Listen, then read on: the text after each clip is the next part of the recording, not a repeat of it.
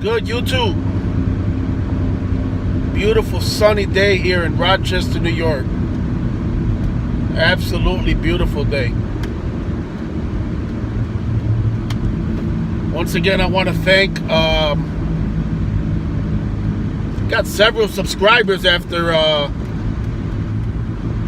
the last live video, which was what, a couple days ago, Wednesday.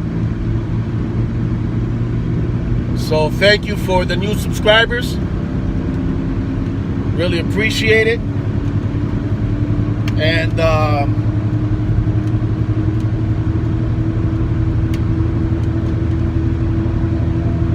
you know, something that I don't or haven't really talked about, but I plan to more and more as the channel continues to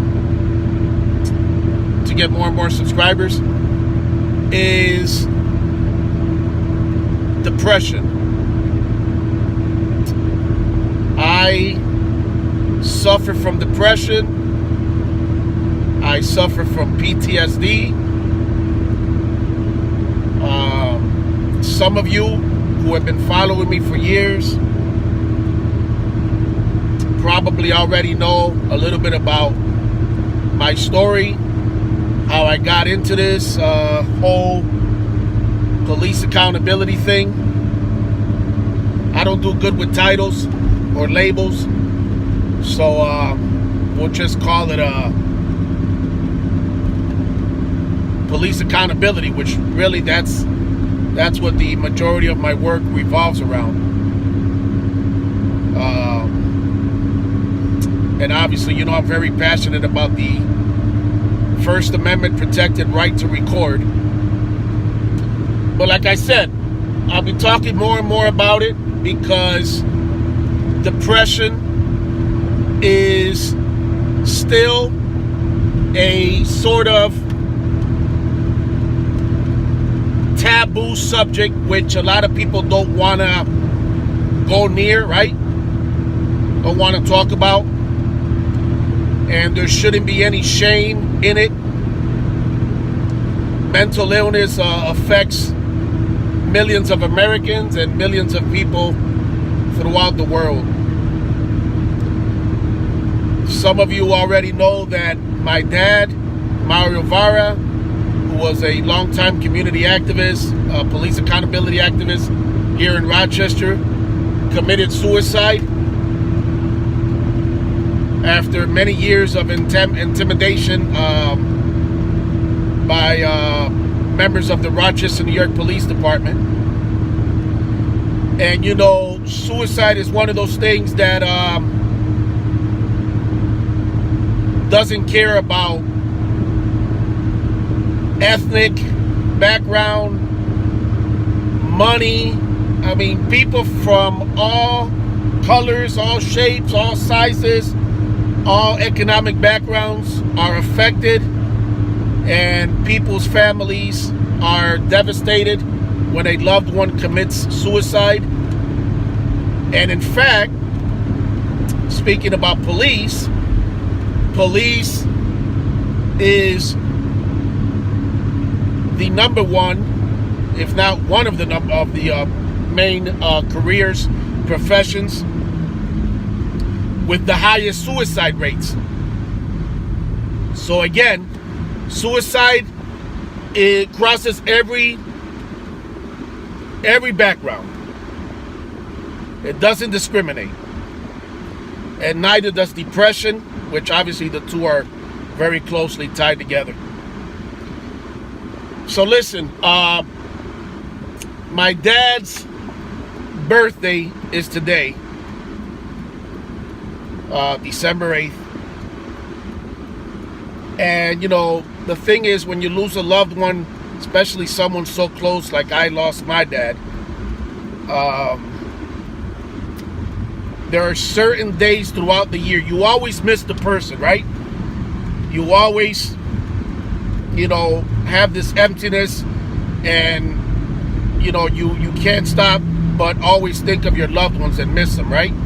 But there's certain times during the year when it just becomes more and more clear. I don't know.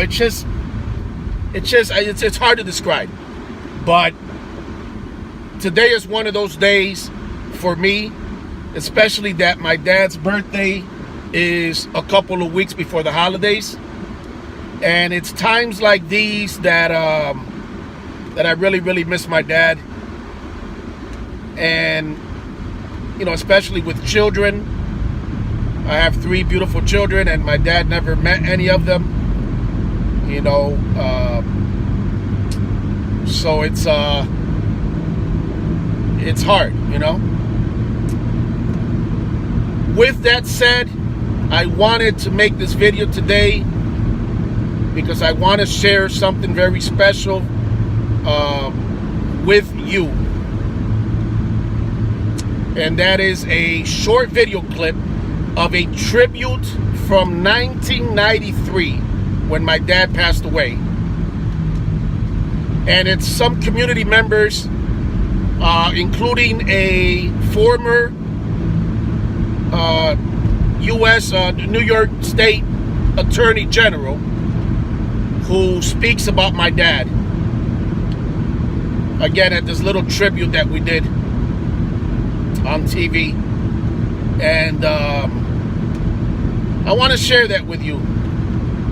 My dad was very special to me. I miss him very much. And I've always said this. I've missed my dad, and I miss my dad, and I've needed my dad more as an adult than I ever really did as a child. I know that may seem weird, but maybe perhaps some of you can relate. I really, really miss my pops, and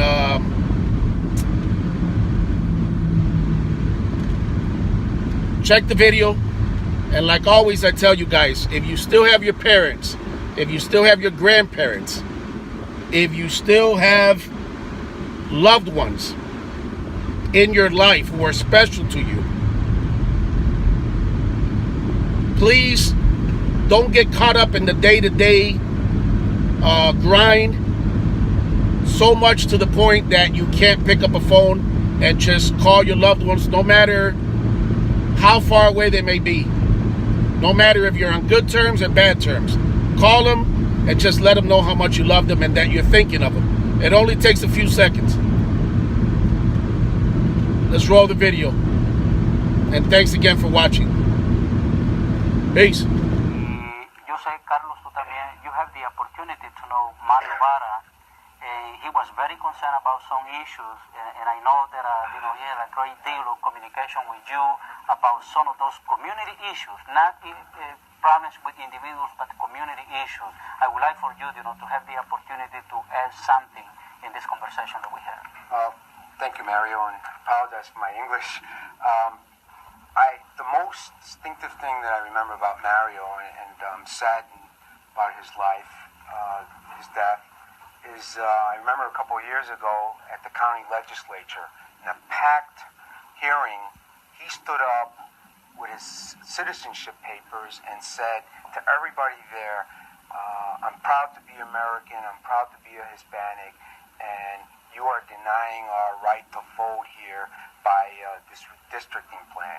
And I was very impressed by that because he was a man who migrated from Cuba, I believe, without a right to vote, without anything, and he came here to this country to get people to become aware of the right to vote and injustice, discrimination. And I was amazed by the man, how for a little guy he packed quite a punch, and the community is at a loss for his death. Many times in our community, Carlos, people complain about real leadership in our community. How do you feel about Mario's leadership? Okay.